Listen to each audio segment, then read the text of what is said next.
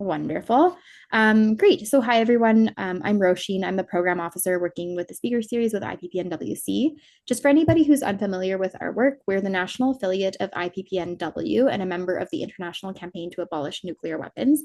And IPPNWC's role is to work with education and research about the humanitarian consequences of weapons, militarism, and climate change. So that means we take on a variety of roles in working with social justice, health, and disarmament. So we're joined today by a number of guests, some of whom have been immersed in disarmament work in a very profound number of ways for a number of years. And we also have those who are newer to disarmament bring a wealth of experiences in their own fields. So tonight we have guests ranging from board members. I think we might have some interns on the call. I'd have to check, as well as friends of IPBNWC who are just here to check us out and see what we do. I'd love to invite people to share a hello, maybe an introduction or a land acknowledgement in the chat. And on that note, we begin, as we always do, by reflecting on and honoring the lands that we're gathering from or on today. I'm grateful to be joining from Coast Salish territory on unceded ancestral and traditional lands shared by the Musqueam, Squamish, and Tsleil-Waututh nations. And as we gear up for a conversation today that's going to enrich our understandings of how debates and conversations surrounding nuclear energy unfold, we can bring land into the front and center, carefully considering not just how colonialism unfolds in the Canadian context, but also the interconnectedness of energy and land and colonialism globally. So just as we get started, I wanted to kind of bring into conversation the previous speaker series that we've had in the last few months. So this picks up on a thread of conversation today that we've explored in our recent events, from Peyton Pinawattaquat's presentation on the legacies of nuclear and Indigenous communities in the, I guess, what's colonially known as Canada in that context, as well as Yui and Annalise's explorations of what it means to imagine decolonial futures in the context of nuclear energy in Japan. So today we'll be discussing the Indian context, which brings, of course, its own colonial histories, including British colonization. And when we reflect on all of these case studies and conversations coming together, I'm reminded of from last month when Diana Ojeida's presentation beautifully reflected on the many dimensions of how we engage with the land and how recognizing interconnectedness and community can strengthen our understanding of both harm and resilience. And I'm really reminded of this story that Diana shared about the cultivation of mangroves by Colombian women as an act of care and resistance driven by the community. And I was thinking perhaps tonight we can hold on to that image with the understanding of what it means to gather and connect, as well as the lands that we do so on. So as we get started, please feel free to share a land acknowledgement in the chat. And without further ado, I was about to say without Prerna ado, Prerna has been engaging with nuclear issues for more than a decade, both academically and through civil action. And she recently completed her PhD, which congratulations, at the University of British Columbia in Vancouver. So her dissertation, Nuclear in India's Energy Debate, investigates public perceptions of nuclear energy with particular attention to how people understand risks and benefits. So Prerna's master's thesis, which before her PhD, was titled Normalizing Nuclear, a cultural study of how India learned to love the bomb, which was completed at the Tata Institute of Social Sciences in Mumbai. And it examines how a nation once invested in Gandhian ideals of nonviolence came to embrace nuclear weapons through a cultural studies lens. Prerna has experience with various social movements, and it drives her passion for socially relevant research and creative projects, which is wonderful, very fitting for IPPNWC. She's also a documentary filmmaker who's interested in the role of documentary within social science research. And she's currently editing a film on her lived experiences around India's oldest nuclear power plant in Tarapur near Mumbai. And I think I pronounced that wrong, but thank you so much, Prerna. So without further ado, I'll pass it off to, oh, I see that the chat is disabled. I will fix that just now. But without further ado, I will pass it off to Prerna to share about the research that she's been working on. Prerna, thank you so much for being here. I'll let you take it away. Thank you, Roisin. Thank you so much for such a beautiful introduction and land acknowledgement and contextualizing the lecture today.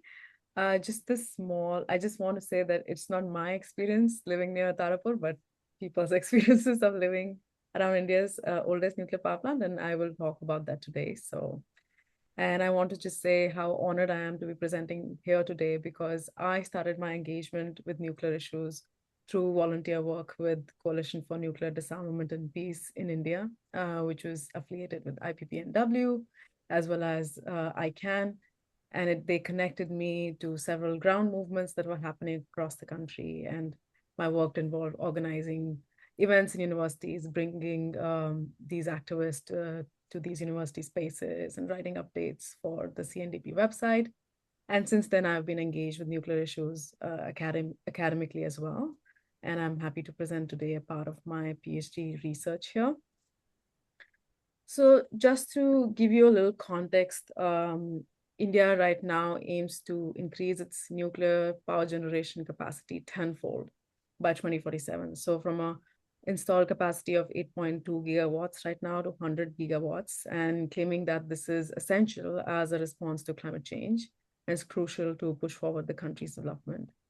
However, every new nuclear project since the 1980s in India has been met with a protest and opposition from the local communities where these projects are sited. Um, um, these protests also often raise concerns around safety, which are usually dismissed by nuclear establishment as irrational or a misunderstanding of radiation, while claiming many times in hyperbolic language that nuclear power plants in India are completely safe. Like in this one instance where the AEC chief said that the odds of nuclear power accident in India is 1 in infinity. Moreover, any opposition to nuclear projects faces severe repression from the state. In the past, peaceful protesters have been labeled as anti-national or enemies of the state, and have been charged under sedition laws. Sometimes there are violent clashes with the police, which have led to the death of the protesters. And throughout all of this narrative, the nuclear establishment aims to emphasize how crucial nuclear energy is to Indian development, while downplaying its risks. However, my experience on the field said something else. And so a key research objective of my PhD was to better understand people's perceptions and experiences of nuclear energy in India. I come from an interdisciplinary background, and I used for this research social theories of risk as well as development debates in India. I use mixed methods, so I use survey and data analysis for more extensive and generalizable results. And I use ethnographic methods and interviews for more intensive and contextual evidence.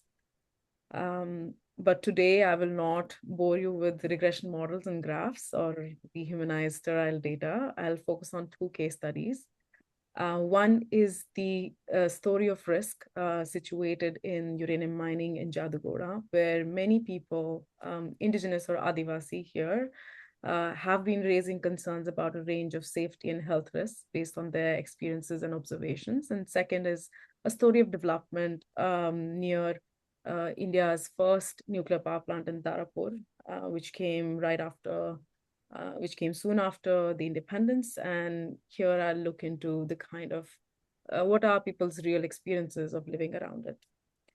And somewhere in the middle, I will weave in some of the graphs, which I hope will look more interesting given this context.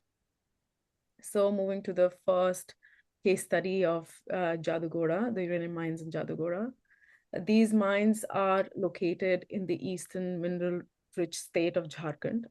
They are the largest domestic supplier of raw material for nuclear power plants in India and have been operational since 1967. They are operated by the state-owned Uranium Corporation of India Limited. And since the 1990s, the late 1990s, they have been mired in controversy. They are suspected of having caused adverse health effects on mine workers and the inhabitants of the villages nearby. Media has been reporting these health impacts consistently since the 90s.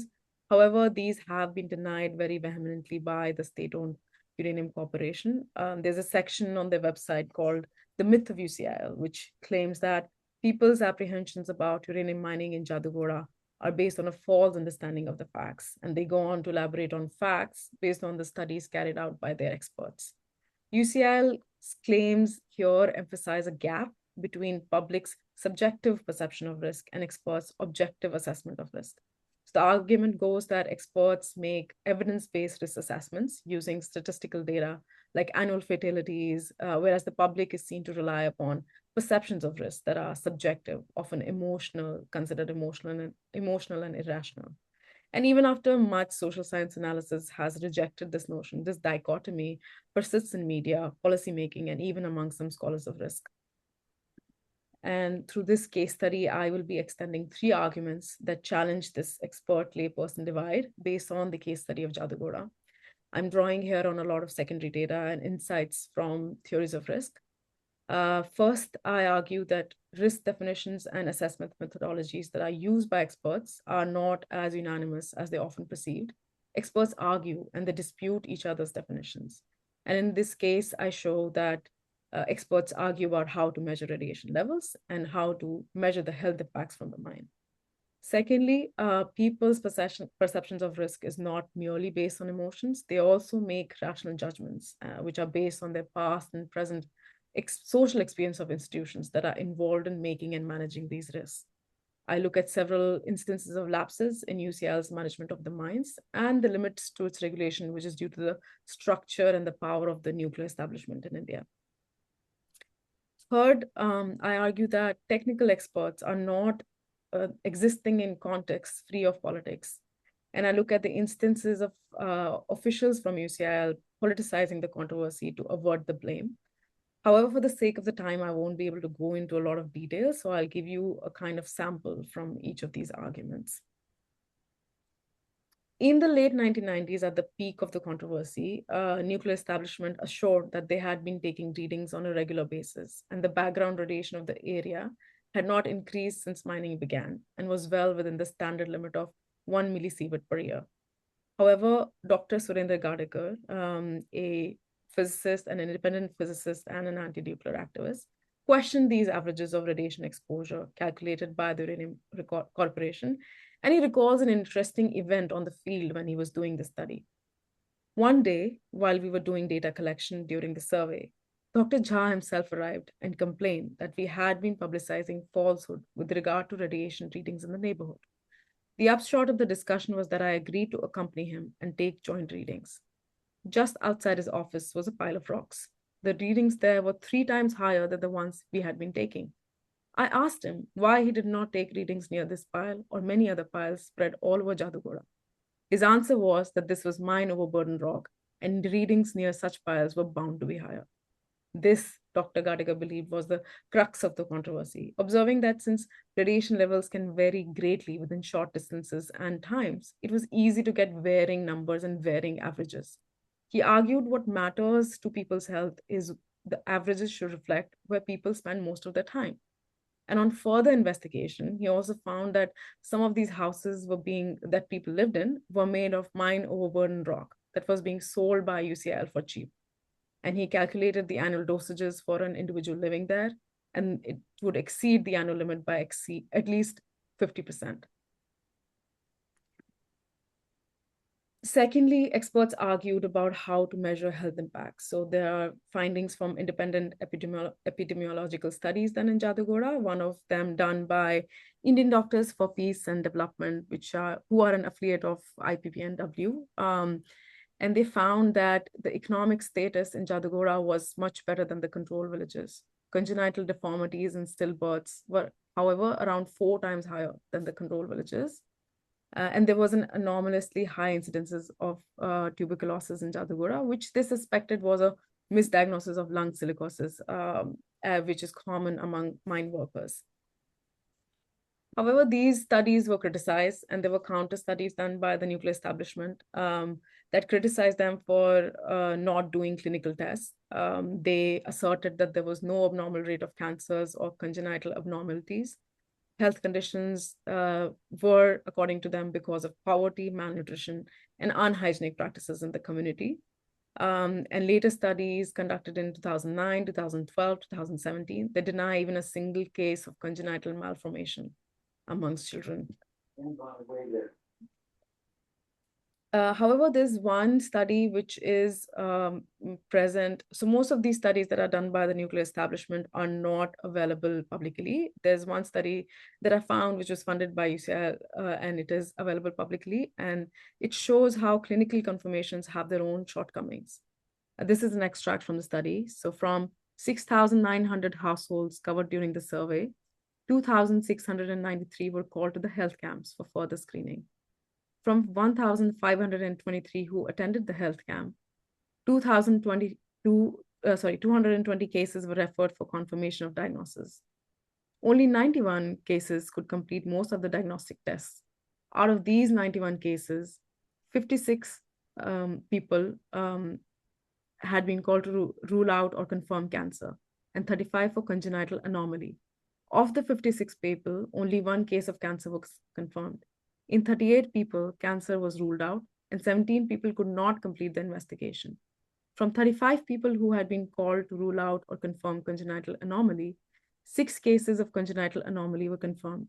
One of the referred cases died while the investigations were going on. In 28 people, the diagnosis of congenital anomaly was either not sure or the investigation could not be completed. So, with no promise of treatment, and people asked to come to a hospital 20 kilometers away from where they live multiple times at their own expense, most of the people dropped out of the survey at some stage. And this led to the problem of a very small sample, which were highlighted in this study. However, this has not stopped the researchers from concluding that there's not enough cancer cases or congenital anomaly cases.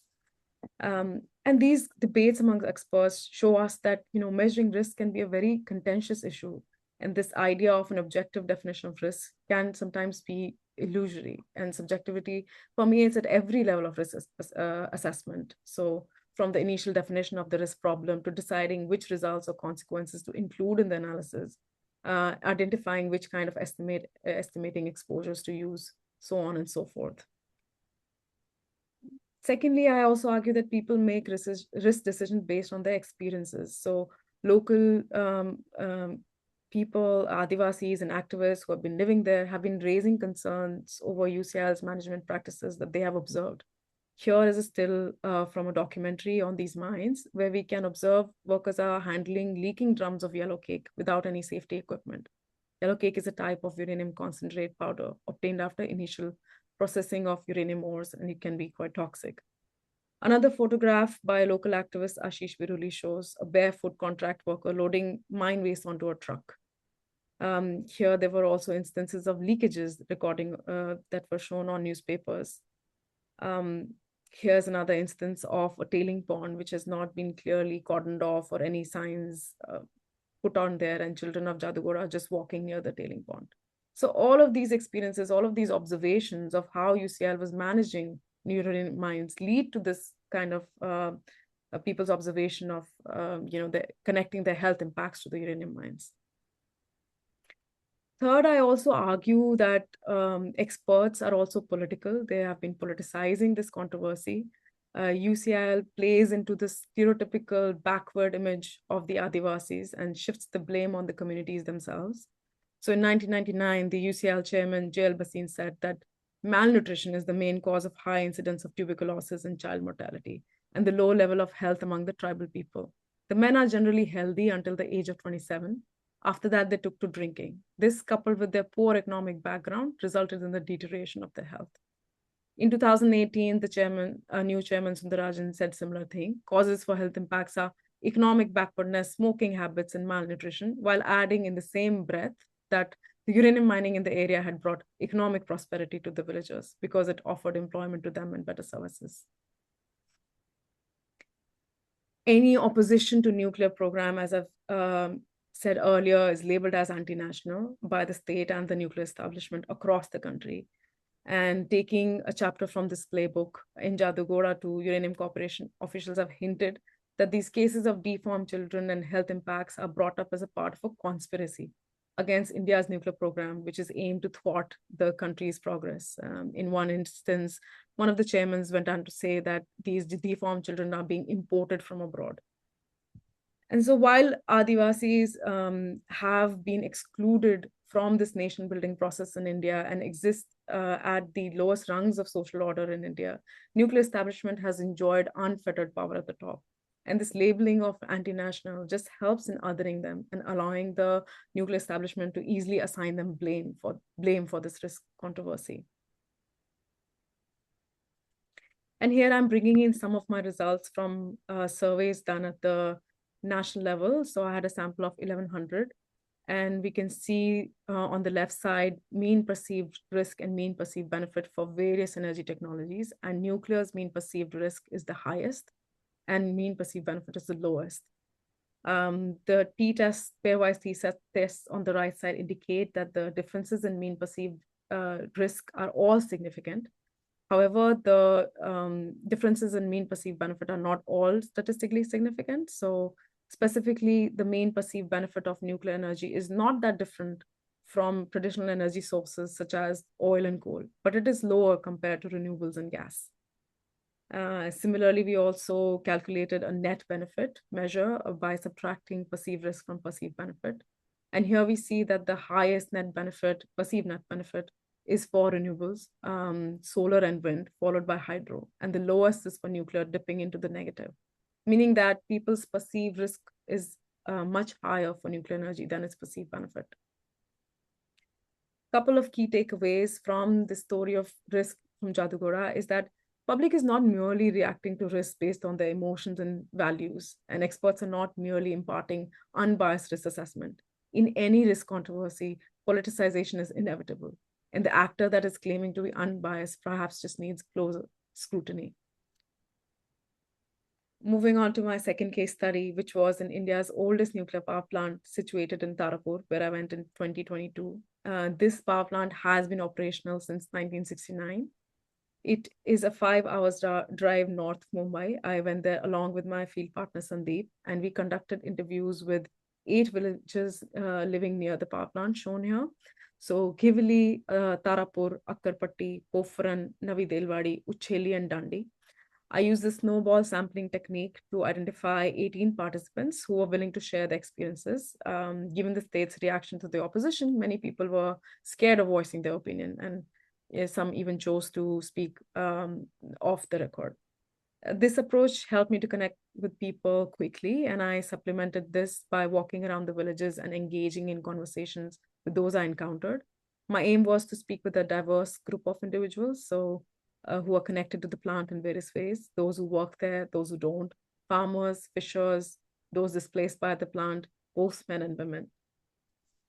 Specifically, I explored the disjuncture between the Indian state's narrative, especially on development around nuclear energy, and the lived reality of the people in Tarapur.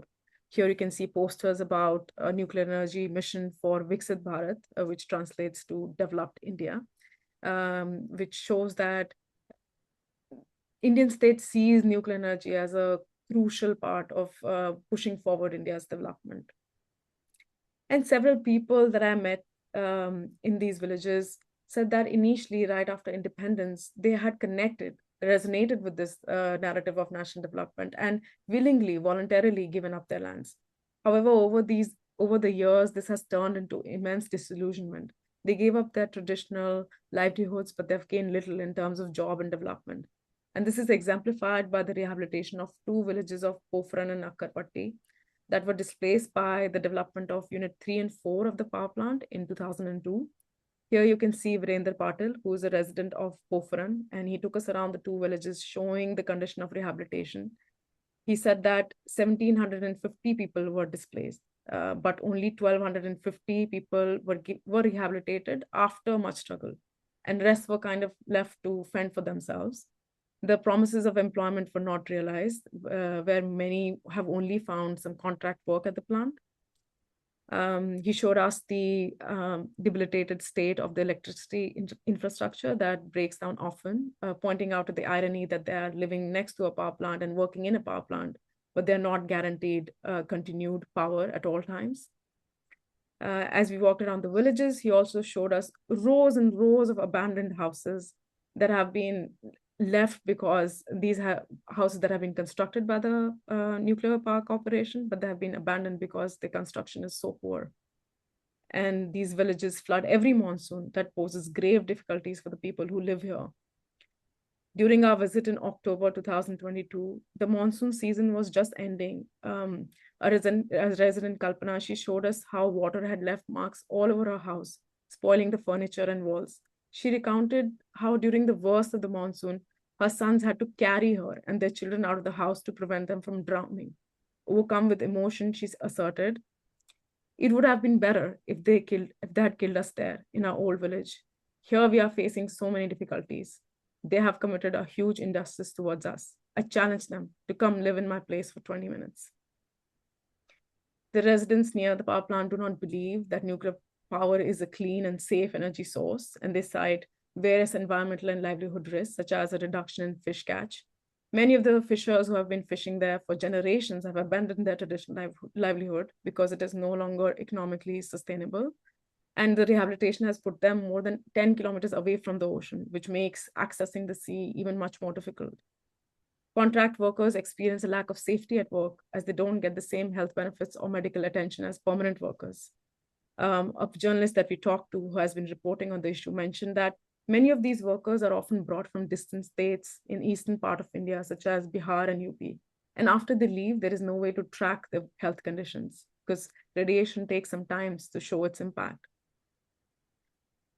Even a former chief of regulatory authority has said in an interview that many villagers near a power plant in Rajasthan in the late 1970s and 1980s were used as temporary workers within the power station to clean up radioactive material. There is no database about how many people entered the radioactive area or how long each was exposed to it. As the chairman of the Atomic Energy Regulatory Board, I asked for such information. I never received any. Neeraj Raut, who lives nearby and has consistently reported on the power plant for the last 15-20 years, asserts that the emergency preparedness of the NPCIL is an abstract thing, which the management asserts is perfect, but in practice, it doesn't exist. The management does not share with people any plans for emergency situation in case of an accident and never answers the locals or journalists regarding their concerns. Reports over the year corroborate Neeraj's claims. So in October 1988, there was a miscommunication over the mock drill, which led to widespread alarm. And several people left their homes in a hurry and never returned, thinking that an accident was about to occur. It caused a stampede at the railway station, where some people died and many were severely injured. Since then, according to Neeraj, such a large-scale emergency drill has not taken place. He contends that people still don't know what steps need to be taken in case of an emergency. Later reports confirmed the situation. So a 2013 report here in Mumbai Mirror titled Tarapur Plant Makes a Mockery of Mock Drill reveals that in their emergency exercise, they evacuated only 35 people out of a total population of 2,444 people that live around the plant. And another more recent report of 2021 by a Marathi paper, Lok Satta, notes that an atmosphere of confusion and panic was again created among the local residents due to some miscommunication around security testing exercise on social media. This lack of engagement with the locals runs counter to democratic rights, as a local resident, Jitendra Rao, asserts, whose brother used to work as a scientific officer at the power plant. He said, if they are doing something for me, something to protect my future, then I should know about it. I should be able to decide if what you're doing for me is right or wrong. This is my right in a democracy. However, this is not happening in the nuclear department. So tying in some of the results from our surveys, I created a new scale, which is presented here in the radar chart. It is developed from environmental debates in India. Each spoke on this chart represents a different value or concern, with two overlaid polygons showing the intensity of these values for the two groups. So in orange here is nationalist development, and in blue is the people-centered development. The values of nationalist development group strongly emphasize national development, national pride, economic prosperity, and job opportunities. And they show less concern for potential negative impacts of nuclear energy, like displacement, pollution, and health risks. And they prioritize development over environment. And people identifying with the blue here, with the people-centered development, are more concerned for the potential negative impacts of nuclear energy, like displacement, pollution, and health risks, and they prioritize environment over development. This group is also negatively correlated to national or community pride.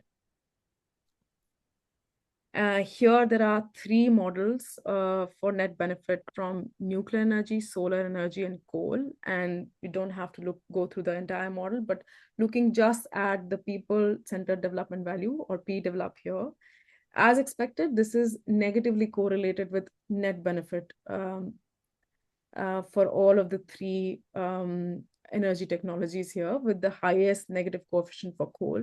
However, the nationalist development values are positively correlated with solar and coal, but not with nuclear. This is interesting because this shows that this narrative of development that the state has been talking about since the independence of India is not translating into people's perceptions at a national level. So the key takeaways from this case study, the Indian government and the Department of Atomic Energy have framed nuclear power as essential for development, clean energy and national security, while they have downplayed the risk. However, in Tarapur, we are seeing that there is a disillusionment with that because there are unfulfilled promises of jobs, and there's unjust and poor rehabilitation, which has led to a lot of resentment. There are environmental and safety concerns, such as the reduced fish catch. Workers also fear risks of working at the plant. There's opacity and distrust. So NPCIL's lack of transparency under the guise of national security has deepened public mistrust. And the Indian state and nuclear establishment would need to engage with these very important and real concerns rather than dismiss them as irrational fears. Otherwise, the opposition to nuclear energy will continue amongst people. Thank you so much for listening to me patiently today. And if you would like to read any of these articles in more details, this is the citation for the published research. And if you have any questions, I'm happy to answer.